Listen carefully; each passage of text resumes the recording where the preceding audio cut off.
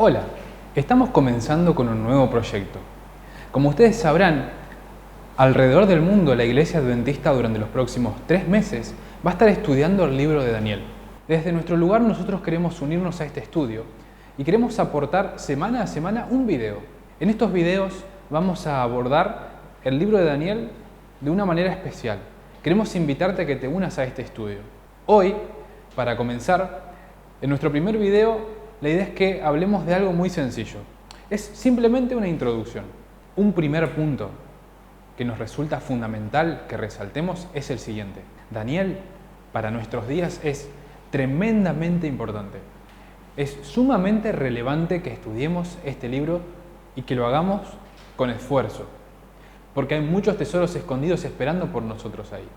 Te voy a dar algunas razones por las cuales es importante que estudiemos este libro. ¿Sabías que nuestra iglesia surge del estudio de este libro? Gracias a que algunas personas decidieron estudiar con fervor las Escrituras y en especial el libro de Daniel, se descubrieron verdades que eran fundamentales para el tiempo en el que esas personas vivían. Y de esa manera surgió la Iglesia Adventista del Séptimo Día. Por supuesto, la historia es mucho más amplia, mucho más grande y tiene muchos más detalles. Pero eso es lo que quiero resaltar en este primer video. Ese estudio de Daniel definitivamente no era un estudio superficial. Ese estudio de Daniel era un estudio que requería horas, que requería esfuerzo, que requería frustraciones también, hasta que finalmente Dios bendijo ese esfuerzo de cada uno de esos creyentes y de una manera muy grande. Vos dirás, bueno, esto ocurrió hace más de 100 años atrás. Sí, tenés razón, pero quiero leerte una cita. Esta cita se encuentra en Testimonio para los Ministros, página 114, el párrafo 3. Cuando los libros de Daniel y Apocalipsis sean mejor entendidos, los creyentes tendrán una experiencia religiosa completamente distinta. Y fíjense esto que sigue. Recibirán tales vislumbres de los portales abiertos del cielo que se les grabará en la mente y en el corazón el carácter que todos deben desarrollar a fin de comprender la bendición que será la recompensa de los de corazón puro. El estudio de este libro tiene una promesa muy importante detrás. Tiene una bendición que está aguardando para que nosotros la busquemos. Quiero compartir con vos otra cita. Esta se encuentra en El conflicto de los siglos, página 596, primer párrafo. El ángel que une su voz a la proclamación del tercer mensaje alumbrará toda la tierra con su gloria. Así se predice una obra de extensión universal y de poder extraordinario. El movimiento adventista de 1840 a 1844 fue una manifestación gloriosa del poder divino. El mensaje del primer ángel fue llevado a todas las estaciones misioneras de la tierra y en algunos países se distinguió por el mayor interés religioso que se haya visto en país cualquiera desde el tiempo de la Reforma del siglo XVI. Pero todo esto será superado por el poderoso movimiento que ha de desarrollarse bajo la proclamación de la última amonestación del tercer ángel. Hay mucho contenido en esta cita, pero lo que yo quiero llevarte a pensar es lo siguiente. Cuando los pioneros de nuestra iglesia estudiaron con esmero la Biblia, pero principalmente Daniel, surgió un movimiento que llevó un mensaje de manera muy poderosa a todas las estaciones de la tierra. Y Elena de White nos está diciendo que en el futuro hay un poderoso movimiento que ha de levantarse y que va a llevar un mensaje al mundo también. Solo que este mensaje va a ser aún más poderoso. Nosotros sabemos que hay porciones del libro de Daniel que aún no han sido abiertas. Así también sucede con el libro de Apocalipsis. Por eso es de suma importancia que concentremos nuestra mente y nuestra atención en el estudio de este libro, especialmente en este tiempo que estamos viviendo. Hay muchas cosas que están sucediendo en nuestro mundo hoy en día. Hay muchos eventos que están ocurriendo y pareciera que estamos acostumbrados a ellos. Algo cada vez más notorio, por ejemplo, es cómo en los Estados Unidos está cobrando relevancia el rol del protestantismo en la parte política. Vemos que de a poco se va gestando esa unión de iglesia y Estado que como adventistas tanto estamos esperando, no en un sentido positivo, obviamente, pero sino como un cumplimiento profético. Se está buscando obligar a los niños a que en sus escuelas estudien la Biblia. Se está buscando que sea obligación colocar en lugares públicos frases como por ejemplo "en Dios confiamos". Vemos por ejemplo un conflicto entre Estados Unidos y Rusia, un conflicto que involucra muchas esferas de influencia. Este último año, por ejemplo, pudimos ver especialmente un conflicto en Siria, pero vemos que no solo es ahí, vemos que todo el mundo está convulsionado y detrás de todo esto están estos dos grandes poderes que se están disputando estas esferas de influencia. Esto está ocasionando que en todas partes del mundo aparezcan gobiernos populistas de izquierda, de derecha. Vemos que todo el mundo se está polarizando como nunca antes sucedió. Si prestamos atención, vamos a darnos cuenta que hay medios mundanos que al ver a ciertos líderes políticos se están dando cuenta que dictaduras del pasado están prontas a ocurrir nuevamente. El punto con todo esto es que necesitamos luz para nuestros días. Desde 1844, que es el último cumplimiento profético que conocemos como iglesia, han transcurrido 2 guerras mundiales, una guerra fría, revoluciones de todo tipo, guerras civiles. Estamos envueltos en un mundo que está totalmente convulsionado. ¿Realmente pensás que no hay información en las profecías respecto a este tiempo? ¿Te das cuenta que estamos transcurriendo las últimas etapas del gran conflicto y pareciera que estamos a oscuras? Hay un punto muy importante que quisiéramos mencionar al comienzo de nuestro estudio de Daniel. ¿Es Cristo el centro del libro de Daniel? ¿Qué hay en el libro de Daniel? ¿Hay profecía o hay evangelio? ¿O están las dos cosas? ¿O tal vez hay alguna otra posibilidad? Déjame hacerte una pregunta. ¿Son realmente cosas diferentes el Evangelio y la profecía? Para responder esta pregunta, tal vez nos ayudaría definir qué es la profecía. Y quiero proponerte algo. Estamos muy acostumbrados a decir que la profecía es Dios anunciándonos el futuro. ¿Será que es simplemente eso? Pensalo así. De esa manera, Dios sería esclavo de lo que va a ocurrir. Y Él solamente tendría la capacidad de ver con antelación los eventos futuros y avisarnos. Pero déjame proponerte que la profecía es mucho más que eso. La profecía representa los planes de Dios para el mundo, para el futuro y especialmente para nosotros, especialmente para su pueblo. Entonces, volviendo a la pregunta, ¿es Cristo el centro de Daniel? La respuesta es sí, pero hay algo más que quiero mostrarte. Si recorremos la historia, vamos a encontrarnos por ejemplo, con personajes como Noé. Pero en el tiempo de Noé, por supuesto que era relevante el plan de la redención. Sin embargo, Dios para esa generación tenía un mensaje muy específico. El mensaje era, tenés que subirte al arca, porque voy a traer un diluvio sobre la tierra. Y la única manera de que vos te salves es subiendo a ese arca. Por supuesto, detrás de todo esto hay muchos símbolos que revelan quizá de manera indirecta, el amor de Dios y el plan de la redención mismo. Pero avancemos un poco más en el tiempo y nos vamos a encontrar, por ejemplo, con Moisés. Dios tenía un plan muy específico para su pueblo en esa época, y era meter al pueblo en Canaán. Y al ingresar al pueblo en Canaán tenían que hacer una conquista. Dios le había dicho a Abraham que después de 400 años el pueblo iba a salir de Egipto. Y ese era el aspecto profético más importante para esa generación. Y si seguimos avanzando en el tiempo vamos a llegar a la historia de Jesús. Está bien, Daniel tiene como centro a Cristo, pero ¿de qué manera? Cuando llegamos a la historia de Jesús, vemos que ellos debían reconocer que había llegado el tiempo del nacimiento del Mesías, porque había una profecía muy específica que se encontraba en Daniel capítulo 9, la profecía de las 70 semanas. Ellos sabían que al final de las 70 semanas, durante esa última semana, algo iba a ocurrir, algo muy relevante para el pueblo de Dios.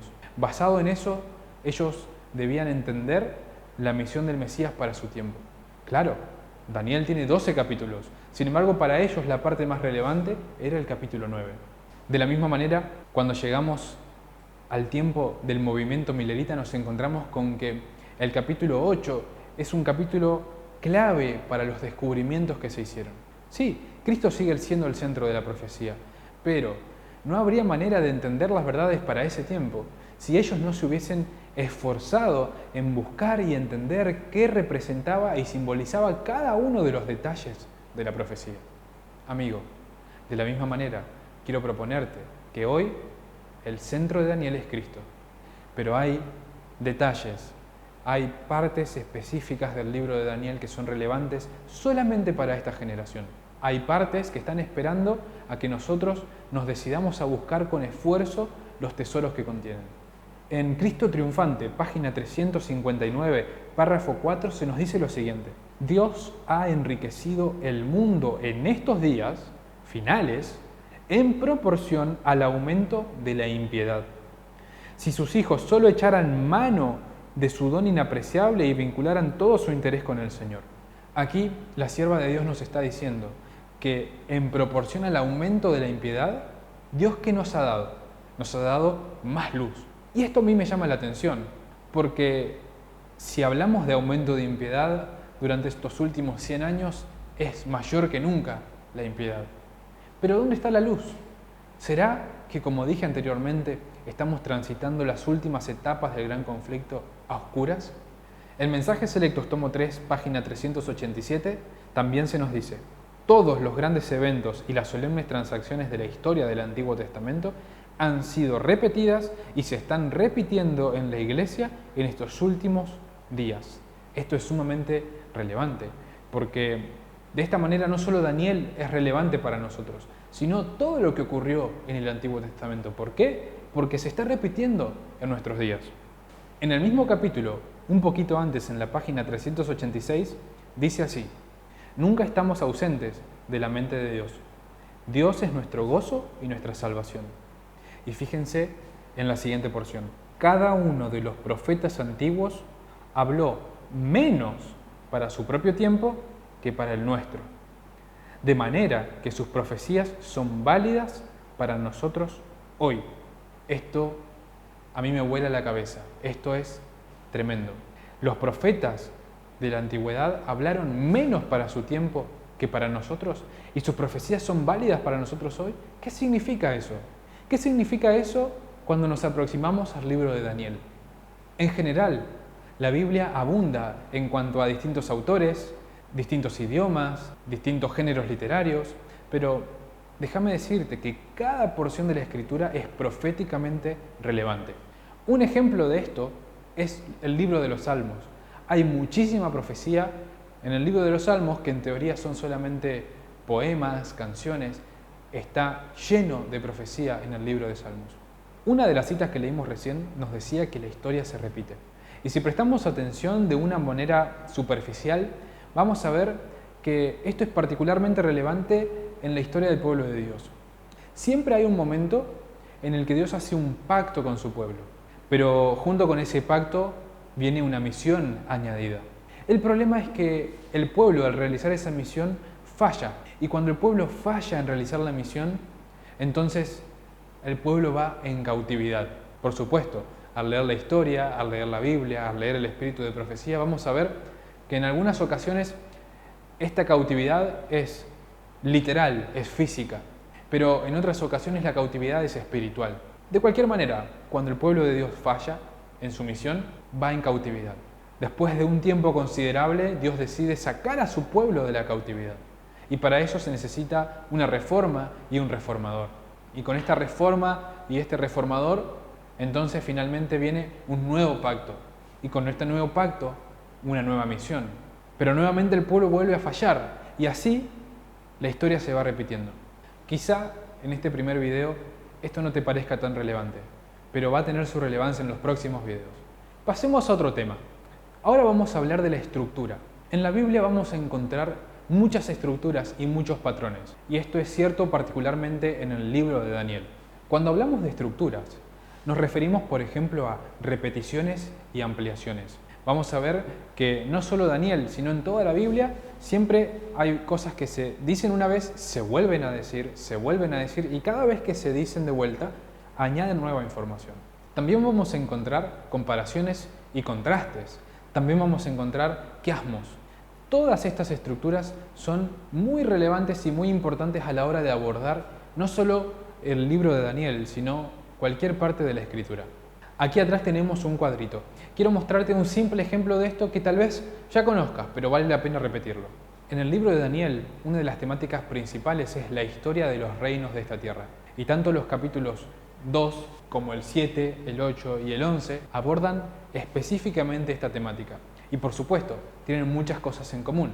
Los principales elementos de Daniel 2, como ya conocemos, son la cabeza de oro, el pecho y los brazos de plata, el vientre y muslos de bronce, piernas de hierro, los pies de hierro y barro cocido, y finalmente la piedra que golpea la estatua. Esto en sí nos da bastante información porque, claro, Daniel interpreta el sueño para Nabucodonosor.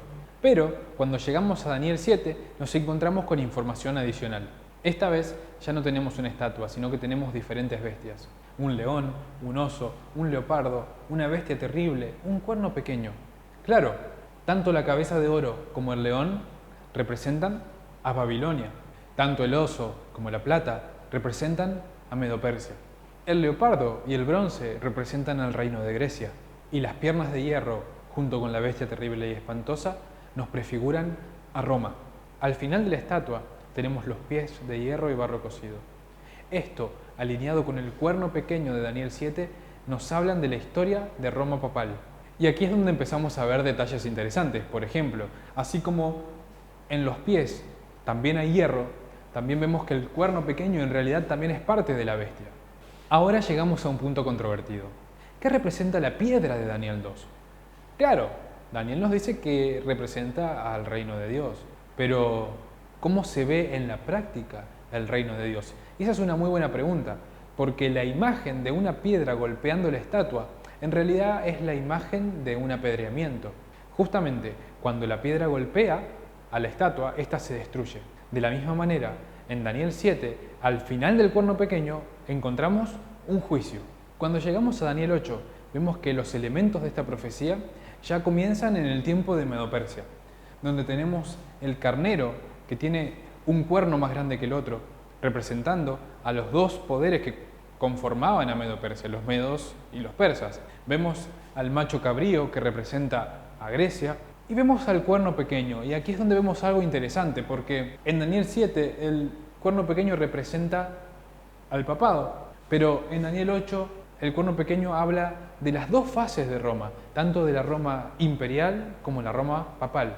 Y si prestan atención a los últimos versículos de Daniel 8, vemos que así como en Daniel 2 esa piedra que traía el juicio sobre la estatua era cortada no con mano, en Daniel 8 este cuerno pequeño dice que es cortado o destruido no con mano. Finalmente llegamos al capítulo 11, que aparentemente tiene cierta complejidad, pero vemos la misma secuencia de los reinos. Daniel 11 nos habla de Medo-Persia, nos habla de Grecia, que iba a tener un rey valiente y que su reino iba a ser dividido hacia los 4 vientos del cielo y no a sus descendientes. Y finalmente de esos 4 generales iban a quedar 2, de los cuales iban a surgir la dinastía Seleucida y Ptolemaica. Luego el capítulo sigue hablando de Roma en su primera fase imperial y la parte de la historia que habla de los Césares, y también aborda la historia de la Roma papal. Al final del capítulo la escritura nos dice que el rey del norte llegará a su fin y no tendrá quien le ayude. Como en los demás capítulos, finalmente vemos la escena del juicio. Por lo menos a mí, cuando contemplo el libro de Daniel, me surgen algunas preguntas. Una de ellas es, está bien, todo el libro nos habla de una historia que va desde Babilonia hasta Roma papal y hasta el juicio de Dios sobre los reinos de este mundo. Pero desde que el papado sufrió su herida mortal, han transcurrido muchos años y nuevos reinos se han levantado. ¿Será que esos reinos son parte de la profecía? Y es en este punto que hay otra cosa que yo quisiera resaltar. Y es que el libro de Daniel no debería estudiarse separado del libro de Apocalipsis. Ambos son un complemento, y déjame mostrártelo con algunas citas. Testimonio para los ministros, en la página 114, párrafo 6, se nos dice: se advierte una maravillosa conexión entre el universo del cielo y este mundo. Lo que fue revelado a Daniel fue complementado más tarde por la revelación que se le hizo a Juan en la isla de Patmos. Estos 2 libros deben ser estudiados cuidadosamente. Otra cita nos dice: el estudio de Apocalipsis dirige la mente a las profecías de Daniel, y ambos libros presentan instrucciones de suma importancia dada por Dios a los hombres concernientes a los eventos que han de desarrollarse al fin de la historia de este mundo. Y en Testimonio para los Ministros, página 116, párrafo 3, se nos dice: estudiad el Apocalipsis en relación con Daniel, porque la historia se repetirá. Nosotros, con todas nuestras ventajas religiosas, debiéramos saber hoy mucho más de lo que sabemos. Estos dos libros no deben estudiarse por separado. Apocalipsis capítulo 13 nos presenta a las mismas bestias de Daniel, nos presenta la misma secuencia de reinos y nos dice que después de la bestia que representa al papado, iba a surgir una nueva bestia, que como adventistas clásicamente entendemos, y no hay dudas de eso, que se refiere a los Estados Unidos de América. La pregunta que a mí me surge es: ¿dónde está Estados Unidos en el libro de Daniel? Porque antes de la piedra que representa al reino de Dios, claramente tiene que aparecer la bestia que está en Apocalipsis 13. De la misma manera en los otros capítulos. ¿Será que Daniel arroja nueva luz sobre los Estados Unidos? ¿Sobre la segunda bestia de Apocalipsis 13? Es importante que empecemos a encontrar los tesoros escondidos en Daniel. La Biblia nos dice que es Estados Unidos quien va a hacer que todo el mundo adore a la bestia. Por eso encontramos que antes que llegue la piedra, que antes que llegue este juicio y todos los demás, hay una historia relevante que le corresponde a los Estados Unidos de Norteamérica. La idea no es que hoy podamos estudiar a fondo cómo encontrar a Estados Unidos en la profecía de Daniel. Simplemente es para mostrarles que hay partes de la historia que quizá no están en la superficie y que para el lector superficial nunca serán evidentes. Pero te invito a que podamos este trimestre estudiar con esmero y con esfuerzo el libro de Daniel. Para concluir, quiero compartir con vos una cita más. Esta se encuentra en El Camino a Cristo, página 91, el primer párrafo. Y dice así: no podemos obtener sabiduría sin una atención verdadera y en un estudio con oración. Algunas porciones de la Santa Escritura son en verdad demasiado claras para que se puedan entender mal, pero hay otras cuyo significado no es superficial y no se discierne a primera vista. Se debe comparar pasaje con pasaje.